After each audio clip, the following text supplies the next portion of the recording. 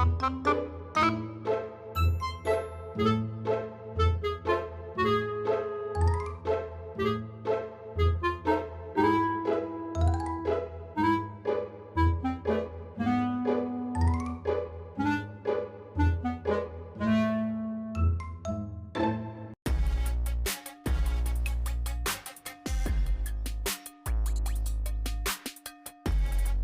ုဖုန်းဆက်ပြီးချိန်တယ်မင်းလား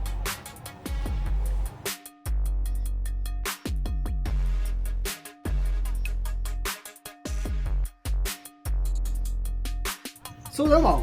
ဖုန်းဆက်ကဘာကိစ္စမင်းရင်ကျေးမှုရှိတဲ့ကိစ္စမင်းလူရေးပြောတာမှာကွာငါဟိုင်းမောကိစ္စ